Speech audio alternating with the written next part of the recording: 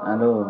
Assalamualaikum warahmatullahi wabarakatuh. Waalaikumsalam warahmatullahi wabarakatuh. Welcome, ahlan wa sahlan di majelis kahwa. Ini tidak pakai dukhon ya, tidak pakai rokok, cuman majelis kahwa atau majelis kahwa. Jadi ini rencananya kita tiap malam selama bulan Ramadan kita akan membahas sedikit demi sedikit tentang kegunaan daripada al-akhlaqul karimah. Sebab kita yang akan kita baca adalah kitab Al-Habib Umar, namanya Khuluquna.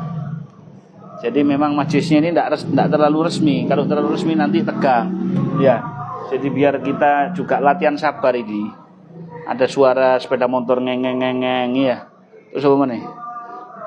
Suaranya mau ngaji ya. Tapi alhamdulillah insyaallah jadi berkahnya semuanya. Di sini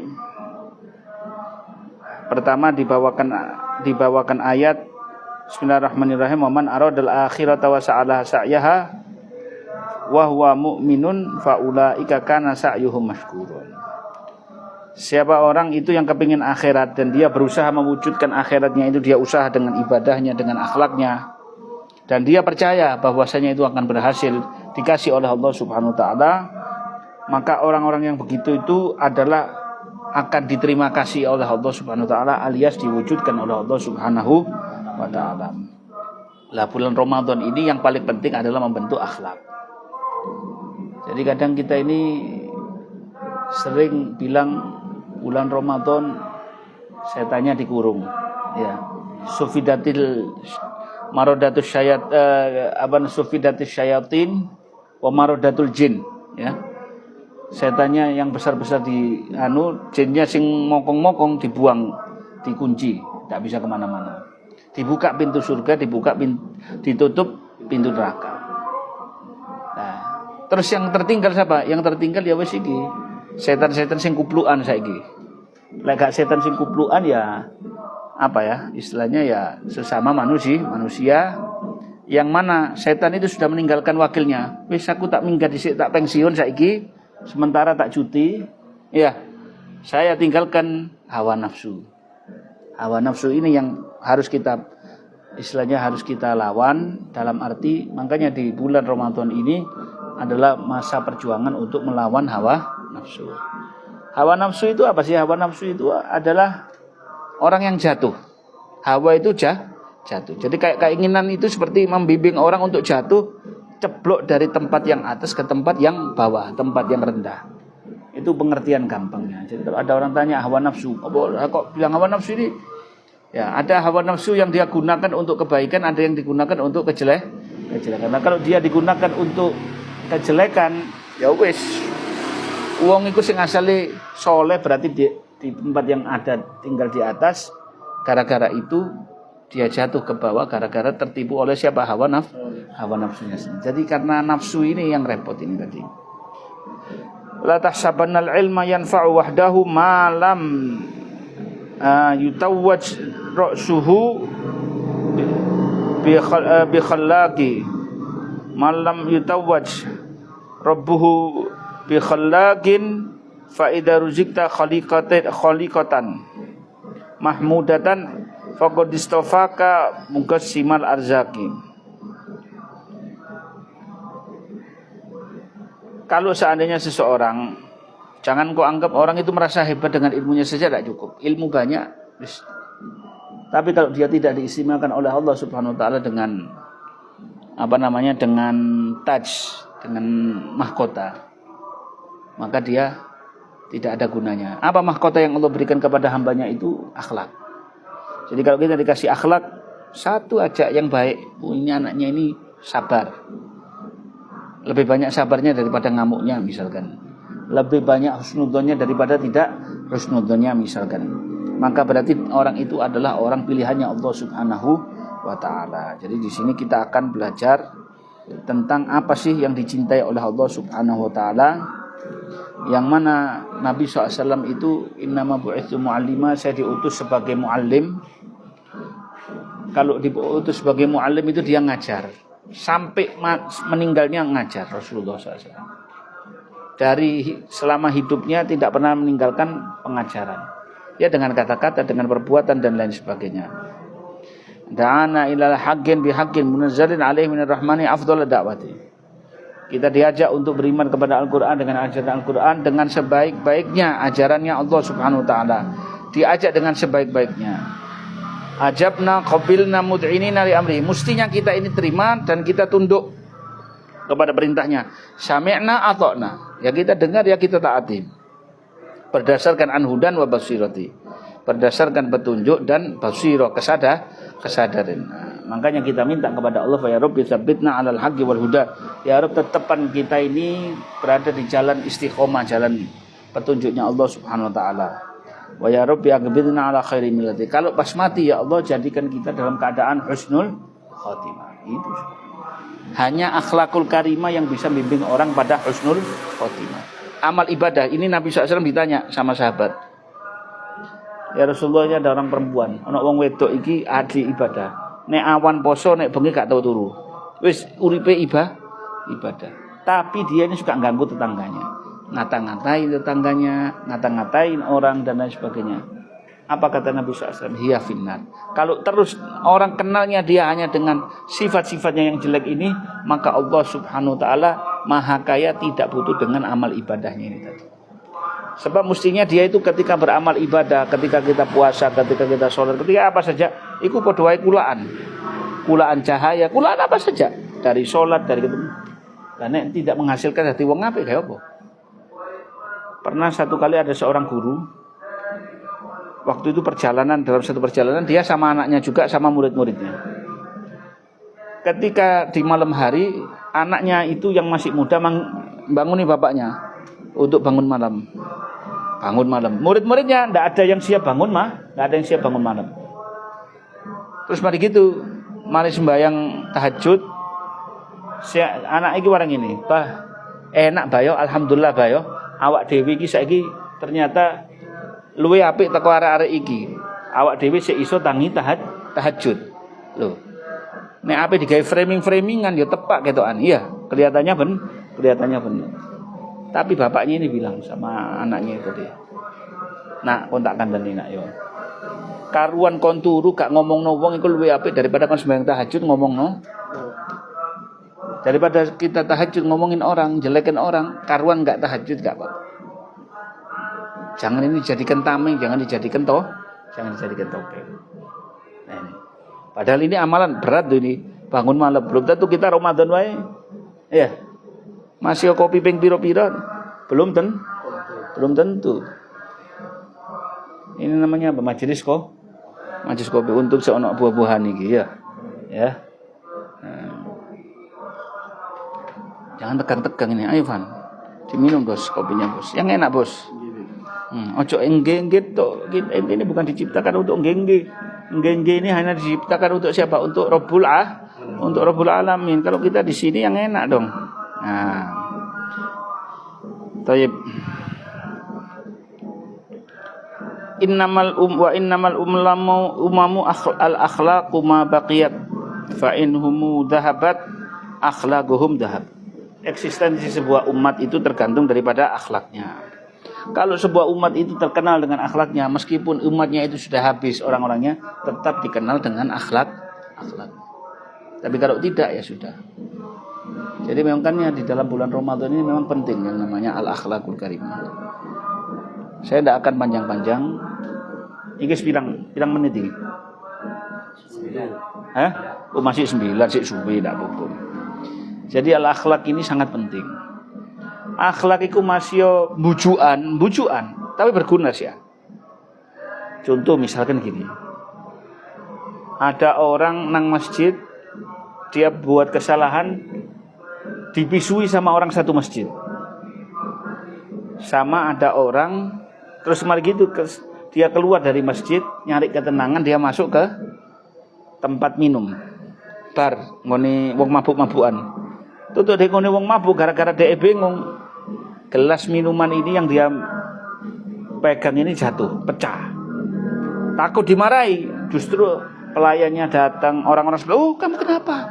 Ya Allah, awakmu iki nek susah ojo kene lungguh dek kene kok cek happy sing enak. Seneng-seneng wae. Ojo gak seneng-seneng." Iya. Dibersihin ojo kuwatir sini ndak malah dikai minuman gratis. Kira-kira bakal rajin nang ngone masjid apa nang ngone bar iku mau. Pasti dia akan datang ke bar tadi. Wis daripada oleh konco-konco sing ngamuknya aku tok aku dhewe wis stres ya. Ya aku bakal melok sapa?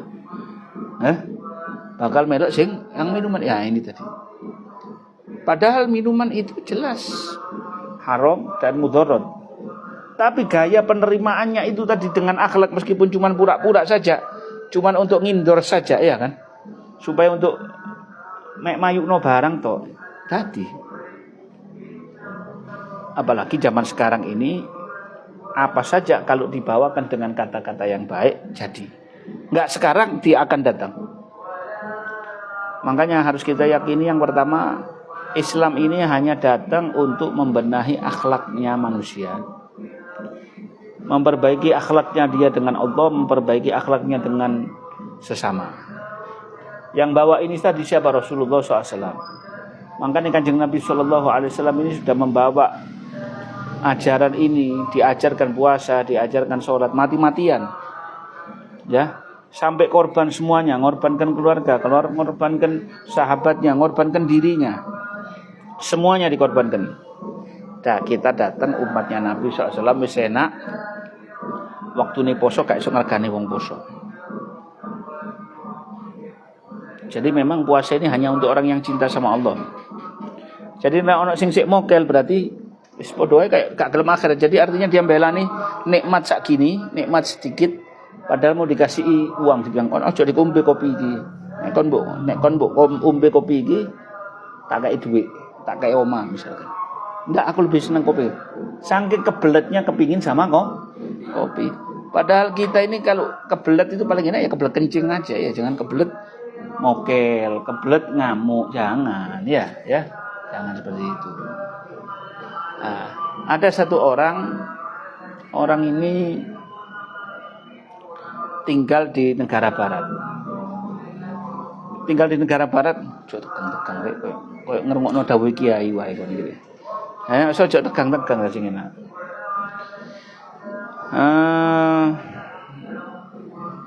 Jadi dia cerita gini. Suatu saat dia itu mau ada perlombaan. Perlombaan itu berkemah di satu tempat di negara Belgia. Bukan Blega lah Madura ya. Ini Belgia. Dia bilang saya model haram apa saja sudah saya tak lakoni. Kecuali membunuh orang saya enggak, kata dia. Minuman semua model jeneng-jenenge kowe narkoba semua bentuk perempuan gonta-ganti sudah biasa. Ketika dia sudah keluar uang, ya, dia di situ tuh ada lomba, bukan lomba untuk tantangan untuk dibikin satu acara siapa yang berani mendaki gunung, sekaligus juga kemah di situ. Ya banyak pesertanya, tapi setelah diseleksi semakin banyak pesertanya, ya tambah sempit, hanya tertinggal beberapa orang, sekitar 10 atau 15 orang. Terus di situ kalau nginep di malam hari itu boleh ngajukan apa saja, karena kan bayar. Ini misalkan pesen bir, pesen apa. Nah, ketika rombongan ini sudah dibawa naik bis, nah ini petugasnya ada yang bawakan minuman. Ketika dibawakan minuman, ini pakai bilang gini, ini minuman keras untuk dia yang muslim. Terus dia kelihatan orang-orang yang Eropa sebelahnya ini, wong barat-barat bulik warak, loh, kau ini wong Islam. Loh ya, saya Islam, tapi saya tidak pesen ini. Dia cuma salah karena sudah ditinggal sama sopir bis itu tadi sudah. Jadi tantangannya itu selain mendaki juga bikin petualangan di hutan yang bisa nemukan macam-macam lah gitu. Nah, kalau malam nanti bisa nginep. Jadi sambil dibawakan sambil kembali ke kemah. Jadi untuk nyariin. Jadi petualangan di hutan belantara itu penuh dengan tantangan. Di antara yang di situ ada 2 orang pasangan. Artinya pasangan Eropa ini pas pacaran. Pasangan kumpul kebo, kumpul apa sudah. Dia di sana aslinya dia bisa memenangkan acara ini. Karena nanti hadiahnya itu $20.000, banyak $20.000. Jadi ketika lari, ketika lomba apa ya, itu nanti dia ketika melihat, pokoknya tidak boleh peduli sama sebelah, itu tidak boleh.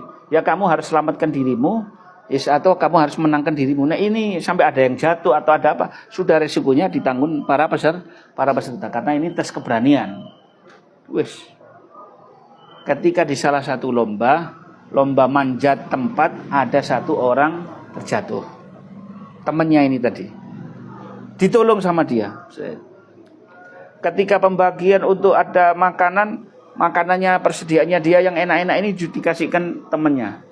Heran orang Eropa ini. Lho kono apa kok? Aku iki lawanmu. Aku ya kepengin duit. Lho apa kok malah ngenakno aku ngai makanan sing enak sampai ente selamatkan saya. Dibilang saya disuruh agama saya. Katanya dia selama bertahun-tahun saya tidak sholat. Setiap orang yang ngecek saya di kemah saya itu, pokoknya saya saat itu saya betul-betul jalankan semua. Saya merasa diri saya ini kayak wakilnya Islam. Ojo sampai ternodai Islam ini. Karena merasa tertantang dia dari kalimatnya gara-gara minuman keras itu tadi. Islam kok mabuk? Masuk Islam ngongkon mabuk? Kan ngono kak tertantang dia. Sing biasa gak sembahyang ki sembahyang.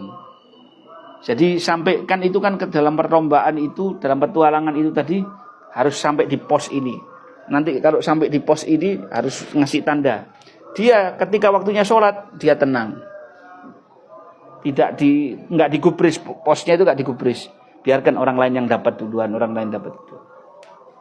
Ketika pacarnya temannya itu tadi terjatuh, ditolong sama dia. Kan ini kan sudah sampai menghabiskan waktu kan. Ya. Sampai pada akhirnya jelas dia kalah. Lah, tapi dia sudah kelihatan menampilkan salah satu budi pekerti, akhlak, meskipun pura-pura kan dia kan. Ya jarine engko iki nek mari muring ngene langsung aku gak sembahyang maneh bakal mabuk maneh. Ya, tapi nek saiki iki agamaku ditantang iki. Dadi kudu harus saya tampakkan yang baik-baik. Sampai pada akhirnya yang ini bilang, ya Allah, istilahnya, wah terima kasih kamu sudah baik sama saya. Wis kita ini sudah sama-sama kalah, tidak apa-apa. Tapi jangan sampai kita putus hubungan di sini. Saya minta nomor telepon. Wis. Ketika sudah pisah, sudah lama, orang ini sudah balik ke negaranya di Kuwait, orang Kuwait kan dia. Ini orang awam dia nih. Suatu kali dapat telepon nomor Belgia. Halo. Ini sudah 9 tahun bisanya. Nomornya siapa? Ini Fulan dan Fulan. Saya Fulan. Kenal tak konsian? Katakanlah namanya John. Dan oh ya agak lupa. Itu dulu yang sama kamu dalam challenge itu apa? Tantangan yang berat hidup di belantara itu waktu perlombaan. Oh iya. Dia bilang, ya, saya alhamdulillah sejak saya kenal dengan kamu, saya tertarik dengan Islam. Akhirnya sekarang nama saya sudah ganti namanya Fulan, Umar, namanya Umar. Namanya dan perempuan yang sama saya ini sekarang sudah saya lamar, sudah saya nikahi, dan dia sekarang sudah menjadi Islam. Dan alhamdulillah berkat dari kamu ini saya belajar agama Islam. Sekarang saya buka madrasah tahfidzul Quran di daerah saya, bujukan masalah akhlak, sampai bisa bikin orang apa masuk Jadi yang menyebabkan orang ini tadi tidak baik atau kalah atau berilmu tapi tidak manfaat ilmunya, atau orang punya model apa nggak akan, makanya dikatakan misalnya ini. Kalau kamu jadi orang dermawan saja kamu bisa nutupi. Baik kon bodoh tapi kon dermawan. Ente bodoh, tak ngerti ilmu, tak ngerti apa-apa. Ono wong bodoh tak ngerti apa-apa. Tapi orang ini dermawan, suka bantu orang, ketutup. Justru yang alim, orang yang pintar itu justru mungkin tidak ada tidak ada wujudnya, tidak kepake mungkin, tidak terhargai seperti orang yang dermawan yang dihargai. Coba kalau ada orang dermawan, lebih hebat. Ini salah satu contoh saja. Jadi memang bulan puasa ini adalah bulan bagi kita semuanya untuk belajar menjadi orang yang lebih berakhlak kepada Allah Subhanahu wa taala. Nah, di dalam kitab Khuluquna ini, di dalam kitabnya Al Habib Umar bin Muhammad bin Salim bin Hafid ini ada beberapa bab mengenai tentang al-akhlaqul karimah.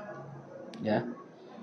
Jadi kita ini kalau memang seorang yang muslim, ngaku dirinya seorang muslim, maka dia hendaknya taat kepada perintahnya Allah dan aturannya Allah Subhanahu wa taala, yaitu terutama tentang apa?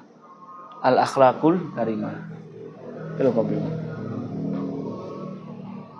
al-akhlaqul karimah. Jadi ketika dengan bab model akhlak seperti ini, insyaallah biarlah sedikit demi sedikit berarti dia puasanya berhasil. Ya, saya justru malah kalau puasa itu kepikiran ya apa caranya supaya berat badan tambah turun. Nanti tidak gelem berat badan turun dah. Dikurusno ya. Tak kayak pikiran wajah kurus. Jadi Islam yang benar itu adalah Islam yang mengikuti akhlaknya Rasul Shallallahu Alaihi Wasallam, menjaga ucapan dan perbuatan. Nah, pertama ini tentang akhlak kita kepada Allah. Kita ini mestinya ya apa sih sama Allah SWT? Kudu ya apa sama Allah SWT? Ente bulan Ramadan ini kudu ya apa sama Allah? Ini kudu ya apa? Saya mau nyembah Allah ini ya apa mestinya? Ya apa mestinya? Yang paling utama adalah nuraqibullaha fi sa'iril ahwal ka'annana lahu nashhad.